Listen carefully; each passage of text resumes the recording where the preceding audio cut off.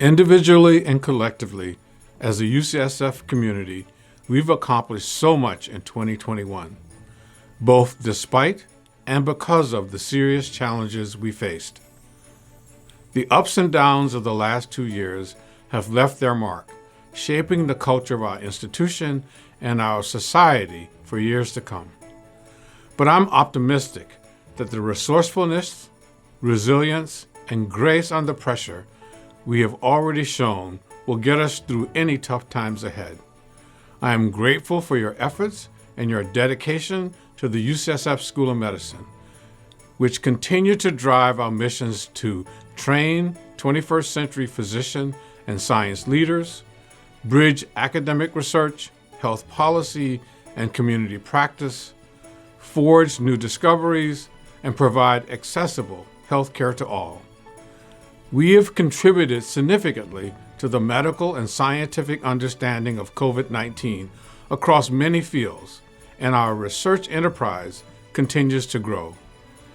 Digital learning tools are enabling greater flexibility and creativity in undergraduate and graduate medical education. And there will undoubtedly be opportunities to preserve some of these more innovative practices even after learners return to the traditional classroom. We are in a better position to care for our patients, having already navigated surge cases. Telemedicine is coming into its own, and this clinical innovation improves patient access to efficient, high-quality care. And we are intensifying our efforts to build a more diverse, equitable, and inclusive culture at the UCSF School of Medicine and in academic medicine more broadly. This has set the stage for exciting things on the horizon, from the expected return to hybrid and on-site work to expanding our medical education programs. Here's what some of the school's leadership is looking forward to in 2022 and beyond.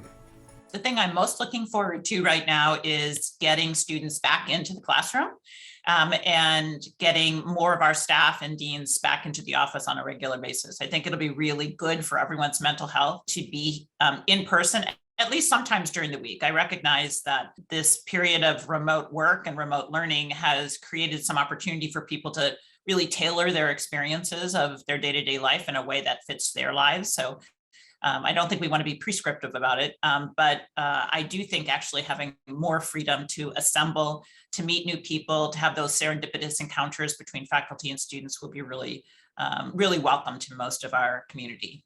2022 is going to be an interesting year for me because I will be retiring at the end of December, beginning of January. So I'm looking forward to a little different role in the School of Medicine or the campus. I'm looking forward to seeing some of the work we've done with regard to space in my vice dean role being carried out. What I'm most looking forward to is actually being able to get back and meeting people in person. I'm most looking forward to that in my work life and in my personal life. We've already had a few meetings with research teams that have been mostly remote, with work teams that have been mostly remote. And we've always, of course, done them safely within the protocols, but just the opportunity for teams that have been really so productive and have kept their spirit together during this, particularly challenging time. But the spark that happens when people are able to meet in person, that's what I'm looking forward to more of. I am looking forward to 2022 being different than 2021 and 2020. I'm really looking forward to bringing the trainees back and bringing the patients back. I'm looking forward to figuring out some way to live with COVID. And I'm also looking forward to developing the innovative programs that we had to do.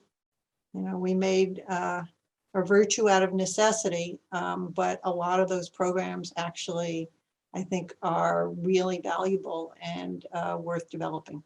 I and my team are mostly looking forward to emerging from the pandemic and restoring what we hope is a familiar routine. We know that it will probably be different, but being with people, being able to interact in a more typical or comfortable way, is really what I'm looking forward to. And from the Office of Academic Affairs, we look forward to supporting faculty during this transition phase.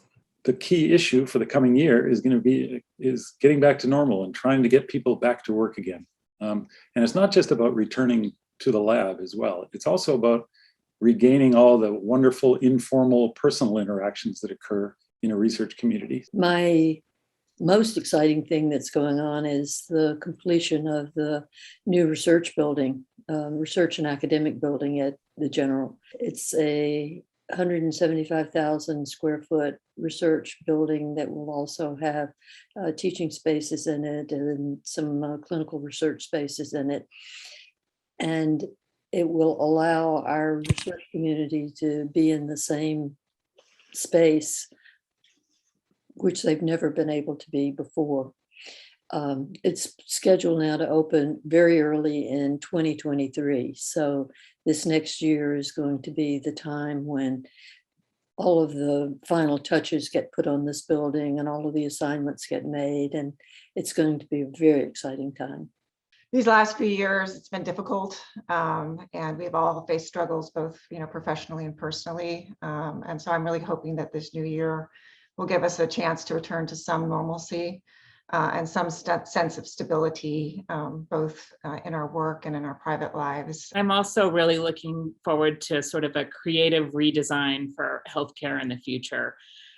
We've been spending a lot of time putting out COVID fires, if you will, and we really need to plan for measured growth to reimagine our facilities, reimagine our healthcare delivery system, stay really nimble and provide care, particularly for kids in my space. COVID opened up a lot of opportunities, I'm going to put it that way, for us in terms of the way that we do work and the way that we do education.